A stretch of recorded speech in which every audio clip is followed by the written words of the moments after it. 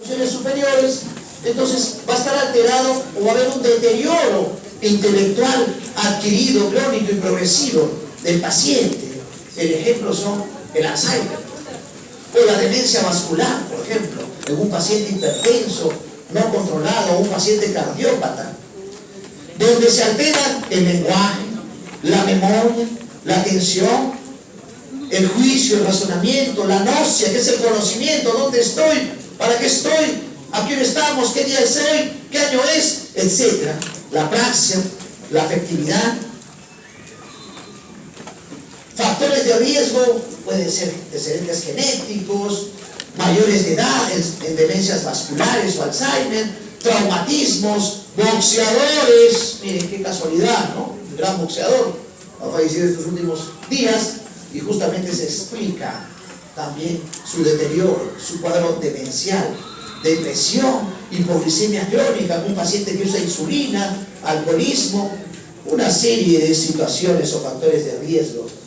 Causas de demencia desde las más severas hasta las más benignas. Tratando el cuadro de fondo podemos recuperar un poco las funciones superiores, como la neurosífilis, el paciente con HIV, el hipotiroidismo, el déficit de vitamina B12, cianocobalamina, o enfermedades irreversibles como el Alzheimer o infartos cerebrales múltiples. La causa más frecuente, que es siempre motivo de pregunta de examen, el Alzheimer. En segundo lugar, la demencia vascular, o también le llaman la leuconariosis. La leuconariosis, que es producido por la hipertensión no controlada. En tercer lugar está más o menos la hidrocefalia normotensiva. ¿Qué evaluamos en las funciones cerebrales superiores? El lenguaje, la memoria, la orientación en persona, a nivel temporal, espacial, atención, gnosia, praxia. Miren dónde están las funciones temporoparietal, áreas del lenguaje. Importante evaluar si es diestro o zurdo para ver la dominancia. Las zonas neuroanatómicas, área de Broca, corteza auditiva. Por eso le llaman la sordera. Cuando un paciente no entiende, hay una sordera del lenguaje.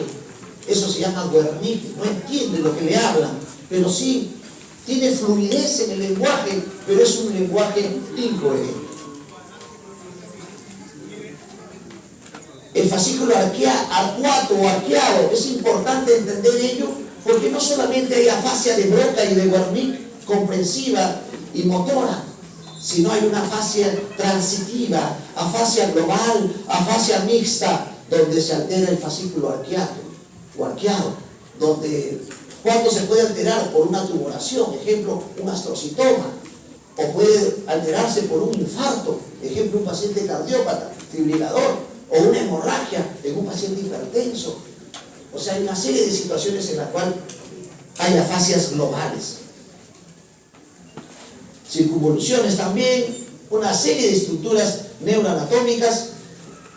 Los niveles lingüísticos, a nivel fonético, fonológico, léxico, formológico, sintaxis, pragmático, una serie de evaluaciones que hace un médico que se dedica netamente a lo que es lenguaje, el afasiólogo, se llama él. No, imagínense, solamente se dedica a lo que es evaluación del lenguaje. ¿Y qué evalúa en el lenguaje? La expresión oral, si repite las cosas, ecolalia, denominación, comprensión oral, lectura, escritura. Si es un lenguaje expresivo, fluente, comprende órdenes simples, etc. Todo lo complejo de lo que es el lenguaje, la fluencia, la velocidad, la cantidad y facilidad de la producción del habla. O si el paciente comienza a tener una serie de lenguajes como las parafasias, palabras incorrectas desde el punto de vista verbal, semántico, jerfasias, o de repente crea palabras nuevas que no existen, como la chiforímpula, por ejemplo, o tangamandapio, neologismos, ¿no? Es el color del chavo. Expresión oral, anomias, se presenta cuando hay dificultad en encontrar la palabra buscada. Circunloquios, el paciente redunde en lo mismo, da vueltas en la misma situación. repite sílabas, observo palabras o frases, o alteración de la denominación a nivel visual, verbal, le muestran una figura para que lo lea y no lo puede interpretar bien, o de repente una lectura y no lo interpreta bien, no lo entiende ni lo procesa. O sea, quiere decir que hay una fase más compleja. La comprensión de la palabra, de frases, de discurso, lectura, de la escritura, se les hace escribir para ver cómo está su escritura desde el punto de vista mecánico, a la copia de una hoja a otra, el dictado, o una narración verbal. Y como ven, todas estas áreas neuroanatómicas son las que están alteradas. La memoria, como parte del contexto también, aquí hay una pequeña historia de un pacientito de 9 años que se cayó de la bicicleta, quedó inconsciente por 5 minutos, tuvo epilepsia de los 10 años, a los 27 años la epilepsia se hizo refractaria, impidiéndole trabajar, se le extirpó. Antiguamente hacían lobectomías, sobre todo a nivel temporal, porque decían que ahí se iniciaba el foco epileptógeno, y ahí para cesar las convulsiones de los pacientes. Y el paciente comenzó a tener alteraciones de la memoria, las estructuras de la memoria, sobre todo el hipocampo, con un significado funcional importante, el aprendizaje, memorias a corto plazo, largo plazo, importantes para evaluar. El olvido reciente es generalmente el síntoma precoz, por ejemplo, de una demencia, no el retrógrado, más bien eso se acuerdan más, el reciente, se olvidan las cosas que hacen horas antes. Algunos hechos y acontecimientos, memoria episódica, semántica, todo se encuentra a nivel del lóbulo temporal. Es de suponer que a cualquier alteración a nivel del lóbulo temporal, una hemorragia, un tumor, un infarto, va a alterar todo ese componente. El conocimiento, la gnosia, la capacidad de reconocer un estímulo. El hemisferio derecho construye todo lo que el objeto, a partir del ascenso-percepción, la gnosia, el conocimiento, ¿no? La gnosia visual, lo que veo. ¿Qué está viendo usted? La gnosia táctil. Cierren los ojos, por favor. Vamos a evaluar. Le damos el objeto y el paciente no identifica. Es una llave, es una chela, no, un lápiz, un peine. O sea, agnosia táctil, visual, una serie de situaciones, tanto del hemisferio derecho, hemisferio izquierdo, la somatognosia, la esterognosia, la gnosia visual, auditiva, lo que le hablo no lo entiende, gustativa, olfativa, una serie de situaciones. Capacidad de reconocer los objetos por medio del tacto, lo que estoy haciendo. Y se alterará la somatognosia, capacidad de reconocer el cuerpo como propio. Y la somatognosia no reconoce. Levanta tu brazo derecho, no levanta el brazo derecho, no reconoce. Mueve el meñique, tampoco, o sea, no reconoce, hay una alteración. Son evaluaciones muy complejas. La información visual llega del área estrellada, forma, color, movimiento, cómo son las características, eso es lo que se evalúa. Y tiene dos vías, la magnocelular y la parvocelular. Y miren, llega el objeto a la parte del área visual, que es la occipital, ¿qué es y dónde está? La ubicación. Objetos sencillos o figuras sencillas que el paciente tiene que describir y no cumple los requisitos en la evaluación. Y ahí vamos evaluando alteraciones de la gnosia.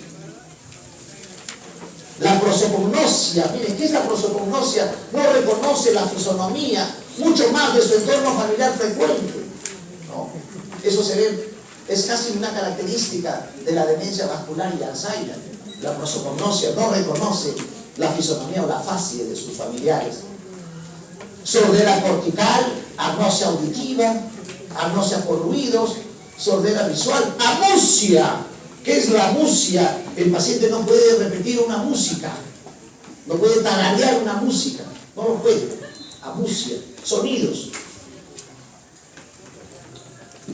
Praxia, habilidad motora aprendida con una finalidad determinada, se pierde apraxia.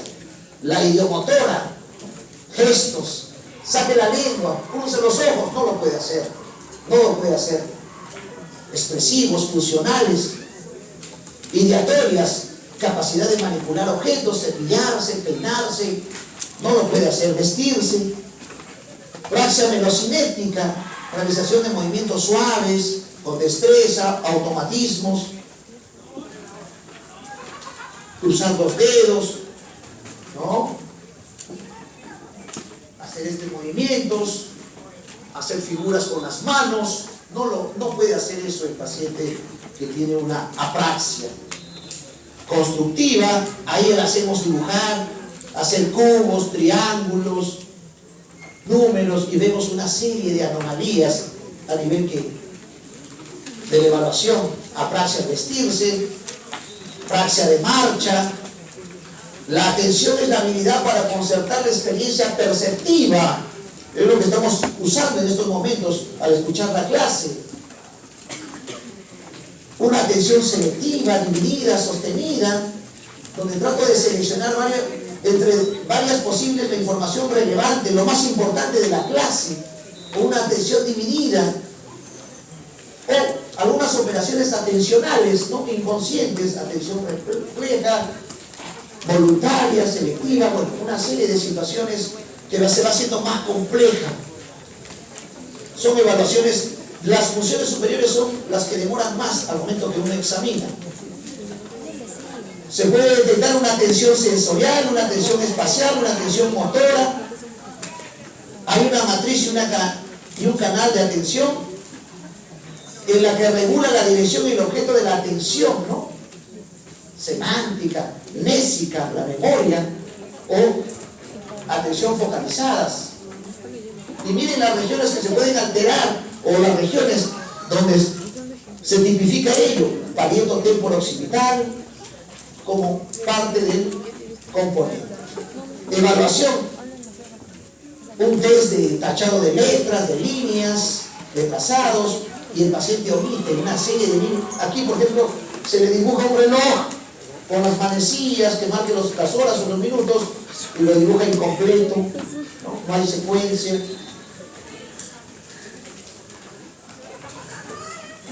Igual el modelo de una casa con una chimenea, y miren, ¿no? Tiene dificultades para terminar de copiar completamente la casa.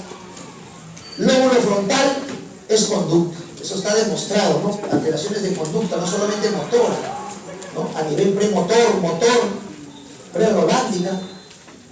Pacientes que llegan a ser pueriles, actitudes vagas, infantiles, en un paciente adulto, irresponsable, una serie de situaciones que va más para la parte de la neuropsicología o de la neuropsiquiatría. Algunos pacientes de una determinada edad, 40, 50 años, comienzan a presentar estos síntomas pueriles, y estamos pensando probablemente en un problema a nivel frontal, como un tumor frontal, por ejemplo. La abulia. ¿Qué es la abulia? Es el desgano, la anedonia, no tengo ganas de hacer nada, no paran durmiendo, etc., ¿no? Una serie de características. Abúlicos.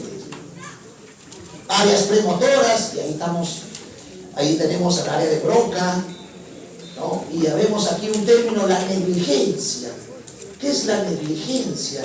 Es una alteración en la cual el paciente solamente identifica el lado sano. Por eso le llaman la heminegligencia. Cuando se le dice al paciente que se dibuje el paciente, solamente se dibuja la mitad. Dibuja tu carita, si tiene bigotes, solamente la mitad de los bigotes dibuja. Eso se llama heminegligencia, síndrome de Anton-Babinski se llama. Estas son las áreas ya mencionadas. Pasamos a la parte de síndrome sensitivo, que es un poquito más corto.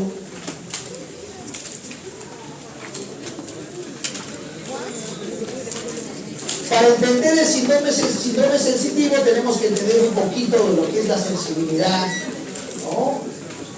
La sensibilidad táctil o superficial, que me discrimina, o discriminación táctil. La profunda, la sensación de presión, acuérdense de la batiestesia, la varestesia, la varognosia, y dolor y temperatura. Hay una neurona primaria y una neurona secundaria. La neurona primaria está en el sistema nervioso central y la neurona secundaria estará pues en la parte medular, ¿no? En el asta posterior, que es sensitiva, porque el asta anterior es motora. Su gráfico tiene fascículos como el grácil, el cuneiforme. Y la semiología, que es lo que nos interesa a nosotros desde el punto de vista cómo evaluamos la parte de la sensibilidad superficial, táctil, térmica y dolorosa, usando instrumentos calientes o fríos, usando las manos para ver si el paciente lo percibe, o estímulos dolorosos, o sensibilidad profunda con el diapasón. No reconoce los objetos, sería astereognosia. No reconoce la posición del cuerpo, y bien sencillo, el paciente te decimos, cierra los ojos, y le decimos, ¿dónde está tu dedo? ¿Arriba o abajo? Al medio, dice, ¿no? Entonces, eso es asomatognosia, no reconoce la posición del cuerpo en espacio. Pruebas aparentemente muy sensibles. Debe tener la noción del síndrome que se estudia, conocer bien la metamerización o la distribución de la sensibilidad, saber inscribir los hallazgos en los esquemas de la historia clínica, no inducir al paciente para que responda en el examen, suspender el examen cuando el paciente se ha fatigado y se ha cansado. El paciente debe estar tranquilo, lúcido, con los ojos cerrados. Siempre la evaluación sensitiva es con los ojos cerrados. Mucho más para ver la somatognosia o la estereognosia. ¿Qué uso? Algodón, pulpejo de mis dedos, ¿no? Si siente o no siente o discrimina en 2 puntos. La sensibilidad térmica, agua fría, agua caliente, exploración de la sensibilidad dolorosa, para ver si hay hiperestesias o hay anestesias o hipoestesias. La sensibilidad profunda, ahí está el diapasón, para ver si hay apalestesia. ¿Dónde se ve apalestesia? En un déficit de vitamina B12, una anemia megaloblástica. ¿Por qué? Porque la sensibilidad vibratoria está relacionada a la sensibilidad profunda, y la sensibilidad profunda está relacionada al núcleo de Golgi-Burdach. ¿Y qué hace la anemia megaloblástica? Hace una desmineralización, una mielopatía, una neuropatía. Reconocimiento de la posición de los dedos, ya le dije, la somatognosia. La estereognosia, detectar la forma, dimensión, textura del objeto que se está evaluando. Reconocimiento del esquema corporal, siempre el paciente con los ojos cerrados. La grafiestesia, se le escribe una letra, una palabra al paciente, y si no reconoce lo que está escrito con los ojos cerrados, agrafiestesia se dice, que está presentando el paciente. Alteraciones, sensibilidad parcial, hipoestesia, total, anestesia. Si hay mucho dolor, una hiperestesia o una hiperalgesia. Algunas alteraciones de la sensibilidad disociada, una disociación tabética o silomomiélica, o pérdida de la sensibilidad vibratoria, apalestesia. Pérdida de la posición, abatiestesia. Astereognosia, la pérdida de la capacidad de reconocer los objetos mediante el tacto, el esquema corporal y la agrafestesia. Topografía, por ejemplo, si tengo un paciente con una anestesia total, vamos a ver qué nervio está comprometido, si hay parálisis troncular, si es lesión de un nervio periférico, si es una mononeuropatía o una neuropatía sensitiva, o es una neuropatía sensitiva diseminada, o si es una anestesia, una parestesia, por ejemplo, los calambres en las manos o el adormecimiento en las manos, síndrome del túnel carpiano, y ahí hacemos el signo del túnel, lo percutimos y evaluamos tanto la parte sensitiva y motora. La topografía radicular, ver el dermatoma, ver si hay un componente trigeminal, facial, del 9º y 10º par. La disociación siringomiélica, que siempre es motivo de pregunta de examen. Pérdida de la sensibilidad térmica y dolorosa, y conservación de la sensibilidad táctil. Es una disociación táctil, térmica, dolorosa. ¿Dónde se ve eso? En siringomiélica. disociación diabética, pérdida de la sensibilidad vibratoria, esa es profunda, esa es la aparestesia, conservación de la sensibilidad térmica y táctil. ¿Dónde se ve eso? En Thales dorsal. Lesión del ganglio sensitivo, esto se ve en pacientes con problemas de herpes zóster, que es muy neurotropo, le gusta mucho el nervio y produce una lesión vesicular con gran dolor, ardor y una neuritis herpética. Estas son las fuentes de información. Y para finalizar, vamos a ver la utilidad de todo lo que hemos visto. Un caso clínico, miren, un caso clínico de mi hospital, lo he traído para ustedes, ya para finalizar y para que vean